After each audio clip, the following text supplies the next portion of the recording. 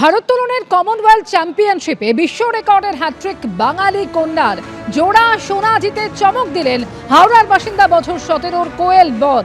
বাবার মাংসের দোকান, তাই বিশ্বমঞ্চে পৌঁছানোর লড়াইটা সহজ ছিল না কোয়েলের কাছে। আহমেদাবাদে ভারোত্তোলনের কমনওয়েলথ চ্যাম্পিয়নশিপে ইতিহাস করলেন কোয়েল বর।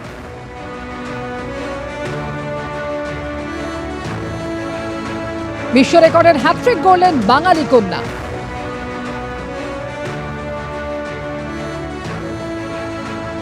কনফিডেন্স তো ছিল যে কম্পিটিশন ভালো হবে আর আমি ভালো করতে পারবো। তো সেই সেই সেই অনুযায়ী কম্পিটিশন ভালো হয়েছে আর আমি অনেক খুশি যে স্টেজে আমার এটা প্রথম আর কি, নতুন পারফরমেন্স আর কি। সবার সাথে জিমে যেতাম, তো তারপরে ধীরে ধীরে ট্রেনিং শুরু করেছিলাম। তো ওই জায়গা থেকে আজ এখানে আমি হাওড়া ডিস্ট্রিক্ট বেলপুর গ্রামে অষ্টম দাসের কাছে ট্রেনিং শুরু করেছিলাম। তো ছোট থেকে তো তাকেও আমি অনেক ধন্যবাদ জানাতে চাই। পরবর্তী টার্গেট ওয়ার্ল্ড चैंपियनशिप है सर, तो उसमें और अच्छा करने उसमें আরো ভালো করার চেষ্টা করবো। এভাবে খেলছে, এভাবে খেলুক, আরও ডেভেলপ করুক, আরও বড় জায়গায় যাক, আমি এতেই আমি খুশি। খেলাধুলাতে আমার ভালোবাসি এবং আমি এর আগে আমি নিজেও খেলতাম, টুকটাক করে ডাম্বেল ফাম্বেল চাগাতাম। এবার আমার খেলার একটা এনার্জি ছিল, সেই হিসাবে ছেলে মেয়েকে আমি চলো খেলার দিকেই চলো। আমার খুব ভালো লাগছে। হ্যাঁ, দেখেছেন টিভিতে? হ্যাঁ, কালকে দেখেছি, মোবাইলে দেখছিলাম কালকে বসে বসে। ঠিক আছে। মেয়ে ফোন করেছিল? মেয়ে ফোন করেছিল। মেয়ে বললো বাবা দেখেছেন? যে হ্যাঁ দেখেছি, ভালো লাগছে। এই ক্রিসমাস এগুলো একটু বেশি পছন্দ করে। আচ্ছা, ওইগুলোই তো রাঁধবেন নিশ্চয়ই? সে তো অবশ্যই, কতদিন পরে আসবে, সে যেগুলো খেতে ভালোবাসে সেগুলোই তো করবে।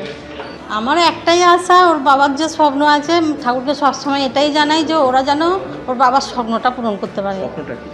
স্বপ্ন খেলাধুলার লাইনেই সে যতটা চাইবে যে আরও উপরে উঠবো, সেটা তো সকলেরই ভালো লাগবে না।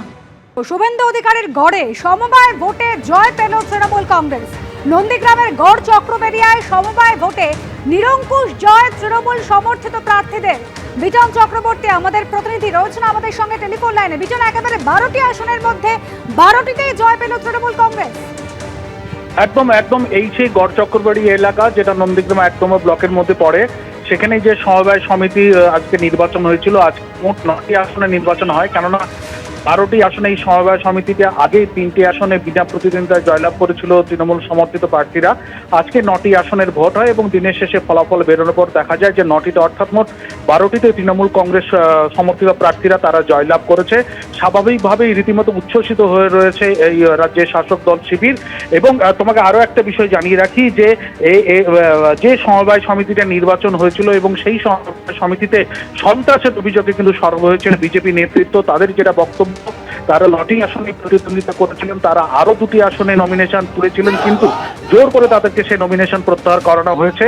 ফলে তারা ভালো ফল করতে পারেনি, অন্তত এমনটাই বিজেপি নেতৃত্বের দাবি। কিন্তু দিনের শেষে যে ফলাফল সামনে এসেছে, 12টি আসনের মধ্যেই তৃণমূল কংগ্রেস সমর্থিত প্রার্থীরা তারা জয়লাভ করল। ধন্যবাদ বিজন।